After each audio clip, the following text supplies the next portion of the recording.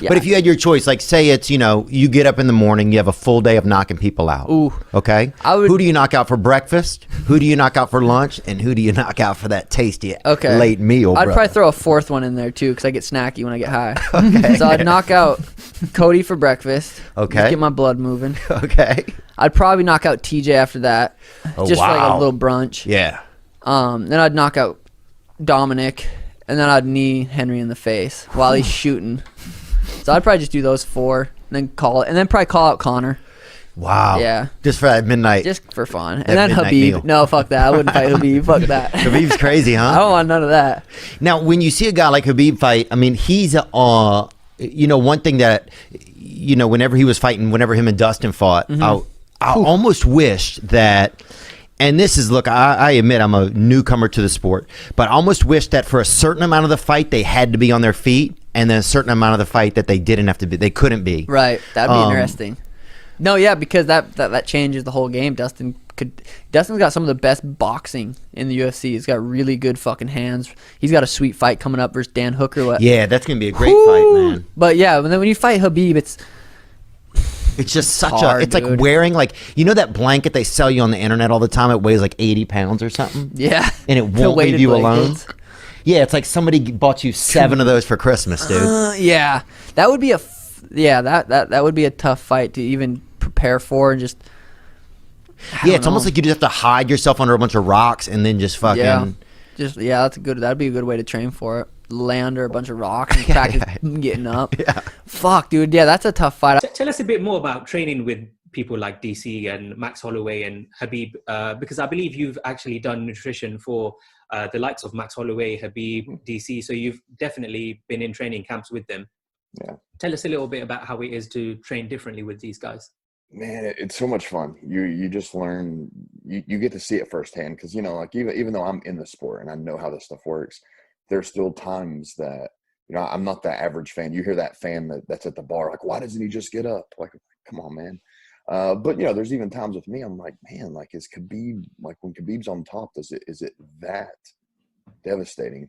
And then I remember DC was telling me just how awful it is to be under Khabib. And I'm thinking, like, man, like, is it that bad? Like, obviously it's, he's Khabib. So, so at that point I was about 210 pounds. I was working with Khabib and he was down to about 170, 173. And he wanted to roll with me. We did, it was start from standing, strikes once we hit the ground, and 5-minute rounds. He took me down in the first 10 seconds and was on top of me for 4 minutes and 50 seconds in the same spot. Like, he was in my half guard. He had me locked down in my own half guard. I couldn't even get a full guard. I was trying to get him to mount me and I couldn't even get to a position to where he would mount. Like, I had no space. And he helps me up and I go over to DC and I'm like, what in the world just happened? So I'm thinking, because I have a tendency, sometimes I'm a little too safe. If it's a guy that I'm working with and I'm a lot heavier, I'll try to like stay light with them and not go, because I don't want to hurt them. So in my head, I'm thinking like, maybe I went a little too easy. I don't know. So I'm like, all right, this next round, I'm going after it. I'm not going to try to hurt him by any means, but he's getting 210 pounds of me and everything I got. Nope, didn't matter. Took me down in 10 seconds, held me down for 4 minutes and 50 seconds. Helped me up afterwards. And first thing he asked me, it was like one of the first times I'd met him. He goes, "You do really well. Have you wrestled before?" I was like, "What are you talking about? Like what did I do? What did I do in the nearly 10 minutes you held me down that made you think I've ever even watched a fight or like watched wrestling?" And I was like, "Khabib, you're just so nice. You saw my ears. You recognize that I've obviously got some experience. You wanted me to feel good about myself." He goes, no, you move in right directions. I just stop you every time. I'm like, yeah. It was unreal. Like I've never felt that. To ask, who do you consider as the best wrestler right now in the lightweight division in the UFC? The best wrestler? Yes. I think there can be little doubt that the best wrestler would be Khabib Nurmagomedov. In terms of the way he's been able to transfer his wrestling credentials into MMA. So it's two different sports, like MMA and wrestling. But he's the champ. With 25 20 fights less than Khabib. Can you say you look up to him somehow as a guy who adapted his great wrestling skills inside the octagon? Well, naturally, a guy like Khabib, I can only aspire towards his achievements. He's done great in the sport of MMA. He's a great person, very humble. I've had the honor of meeting him, training with him. We have the same management. I think he's a great guy, and naturally, I can only aspire towards his achievement. Great athlete. Just had a little question. I was interested in how you and Ali Abdelaziz got together. How did that come about? I actually went with my family to Vegas. That was the first trip I made after my last fight. Martin Kampmann and Ali Abdelaziz is good friends from the time back in Extreme Coutures. So they got in contact, and I think one of the days I got a call or a text from Ali saying, "Hey, do you want to roll with some guys?" I said, "Yeah, sure, let's go." And then I opened the door, and that was Khabib and Islam Makhachev, and I was like, okay, this will be good. That's awesome. Was that at the Performance Institute when Just Engage you was there as well? No, that was the second trip. So this one was the first one, and that was at the beginning of his camp leading up to his fight against Dustin. No, I love grappling. I love wrestling. The reason I do MMA is because I love wrestling. But I like guys like Matt Hughes. You know, he should take you down and beat the piss out of you. That's what I love to see. You know, Mark Coleman, when there was headbutts, just mean guys are just trying to beat the piss out of you, break your will, take you down, and then when they get in the position, hurt you, you know? It's the reason why I like Khabib. Khabib takes people down, and he's punching them in the face, and he's trying to submit them, and he's talking shit to him at the time you're supposed to talk shit during the fight.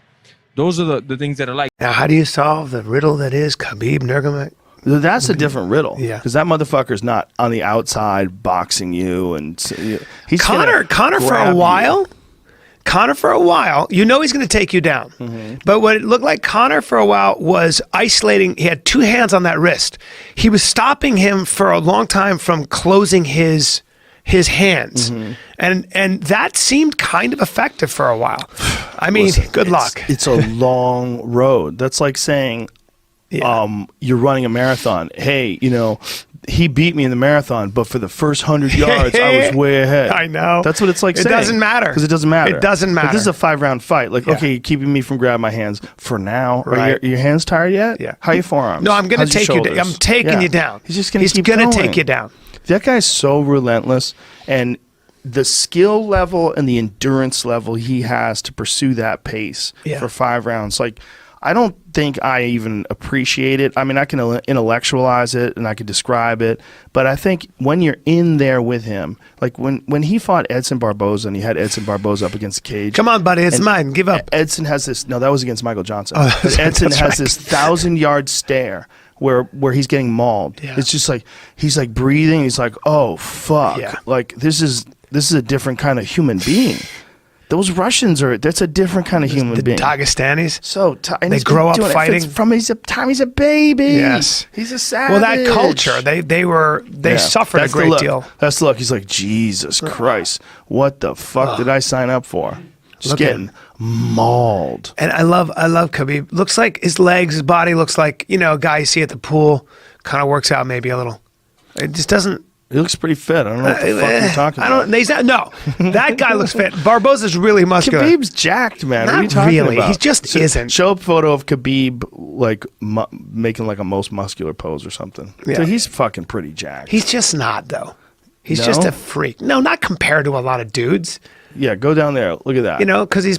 Dude, what are you talking about? He's jacked. But not, you know... He looks like a really strong grappler. He's got a full fucking we know he is, but really...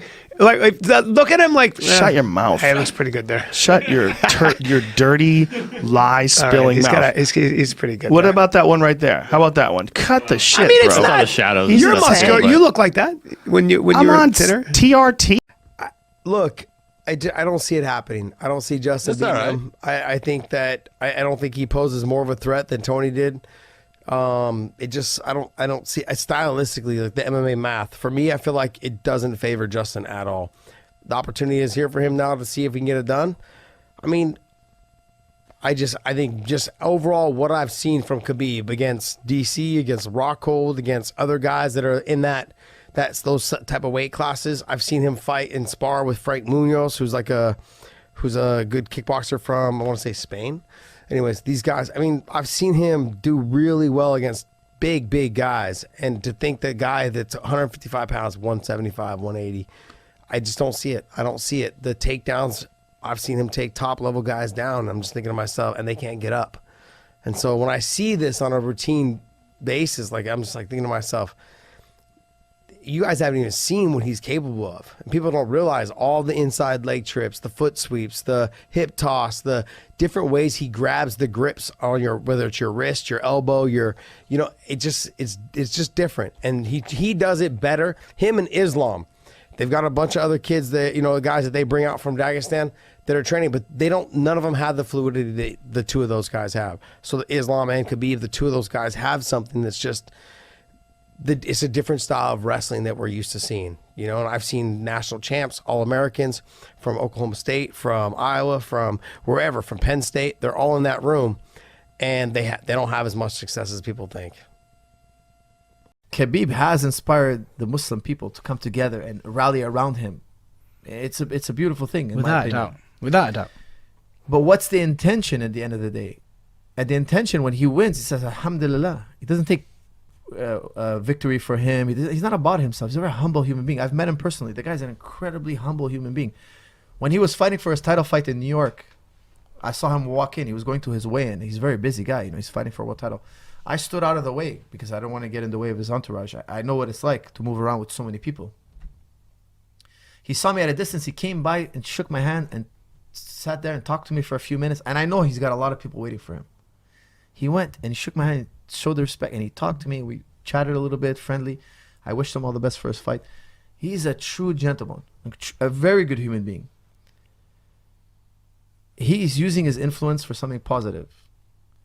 And I truly believe after seeing just the camaraderie over there, the gyms they train in, the mountains, everything that makes this guy, it's nothing in an octagon that someone is going to do. That's going to beat Khabib. Everything can happen. A fluke can happen. We see it all the time. But I just feel like mentally, there's nothing that's going to break Khabib. I feel like if he was ever in a situation where he had to tap, he wouldn't. He would just have to put him to sleep, because I just don't think that's possible. To beat him. I honestly feel like Khabib can't lose. I just don't see nobody beating him. I've been in locker rooms of fighters and you got a butterfly feeling and things like that. When he fought Conor and I was in a locker room, Khabib was FaceTiming his people in Dagestan laughing, and Javier Mendez is like, let's get focused. Let's get focused. Let's get focused. Khabib is not caring. Wow. Khabib just ready to go, right? When Tony Ferguson was fighting Pettis, he hitting mitts with Javier, and Khabib just looking up to the screen. Javier was like, let's get focused. Let's get focused. Khabib don't care, man. It's a different level. He always said that's his favorite thing. This is a different level. That's what I love about him, man. It's people are obsessed with the fighter. I like Khabib as a person.